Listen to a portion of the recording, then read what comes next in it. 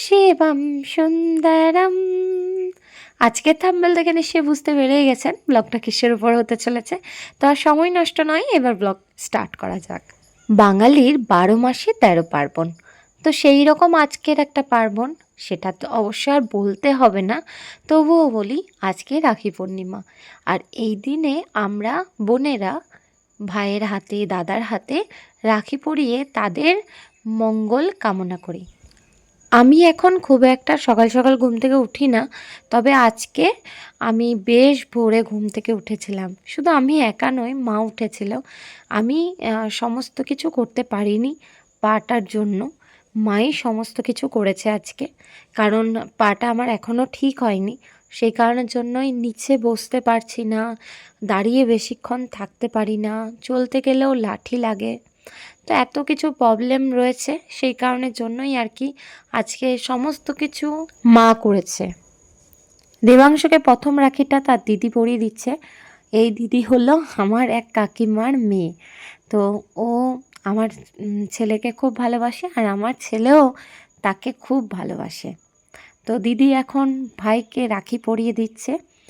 এরপরে ভাই মানে আমার ছেলে তার দিদিকে গিফট দেবে। কি গিফট দেবে সেটাও তোমাদেরকে দেখাবো, দাঁড়াও। এখন সমস্যা হলো রাখিটা তার দিদি ভালো করে বেঁধে দিতে পারছে না।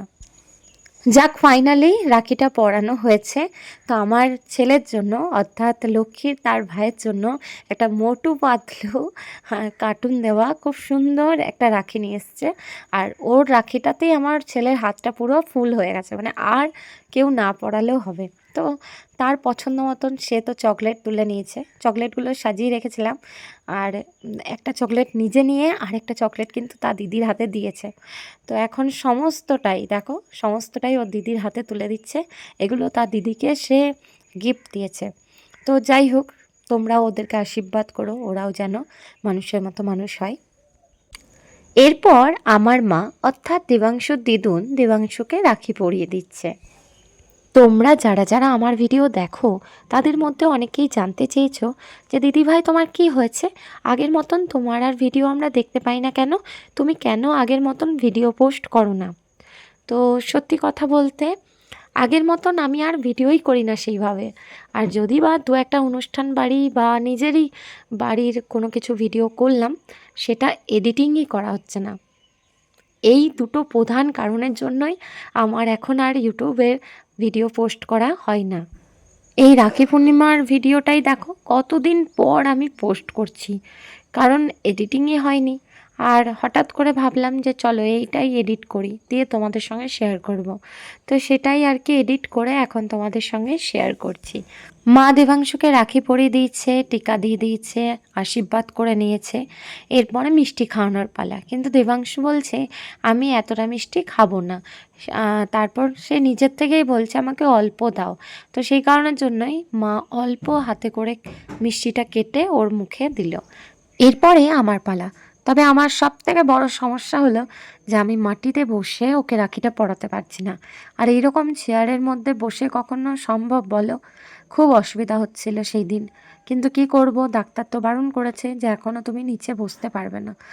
যাক, আমি যে চলতে পারছি এটাই আমার জন্য অনেক। আর এখন পারছি না নিচে বসতে, কিন্তু একটা টাইম ঠিক আবার নিচেও বসতে পারবো আর নিজের কাজকর্ম ঠিক মতো করতে পারবো। কত তাড়াতাড়ি ছোটোবেলাটা পেরিয়ে গেল। তখনকার দিনে আমরা যখন ছোট ছিলাম তখন তো আর মোবাইল ছিল না, তখন টিভি নিয়ে হতো আমাদের মারপিট। মানে নতুন টিভি এসছে বাড়িতে, কেবল লাইন লাগানো হয়েছে, দিয়ে কার্টুন দেখতাম। এবার কোনো কোনো টাইম হয়তো আমি অন্য কার্টুন দেখবো আর ও দেখবে অন্য কার্টুন, এই নিয়ে হয়ে যেত লড়াই। বাস, এমন লড়াই হতো, এত মারপিট, উফ বাপ রে বাপ, সে কি মারপিট। লাস্টে এসে বাবা যখন আসতো বাড়িতে, দু ধমক দুজনকে দিত, ছুটি ছুটি ঢুকে যেতাম একদম। তবে ওর সঙ্গে মারপিট হতো মারাত্মক, ও আমাকে মারতো আমি ওকে মারতাম, তবে হেরে যেতাম আমি ভাইয়ের কাছে। রাখি পরানো তো কমপ্লিট হয়ে গেছে, এখন খাওয়া দাওয়ার পালা। তো তাই দেবাংশু দিদিকে আমি লুচি ঘুগনি পায়েস মিষ্টি সমস্ত কিছুই দিয়েছিলাম, তবে দেবাংশু দিদি বলল আমি খেয়ে এসছি, তো সেই কারণের জন্য আমি এখন শুধুমাত্র ঘুগনিটুকুই খাবো। তো ওকে এক বাটি ঘুগনি দিলাম, আর দেবাংশুকেও আমি ঘুগনি দিয়েছি। তো লুচি ও খেতে চাইলো না, তো আমি খাইয়ে দিলে তখন খাবে। তো এখন যাই হোক, দিদির সাথে বসে বসে ঘুগনিটুকুই খাক, পরে আবার ওকে খাইয়ে দেবো। দাও, দিয়েছ?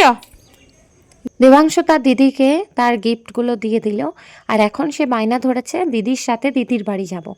তাই ওকে এখন বোঝানো হচ্ছে যে এখন নয়, পরে যাবি, কারণ এখন তো ও সাইকেল নিয়ে এসছে, এবার সাইকেলে ওকে চাপিয়ে কিভাবে নিয়ে যাবে বলো। সেই কারণের জন্য আমি বললাম যে এখন থাক, পরে যাবি।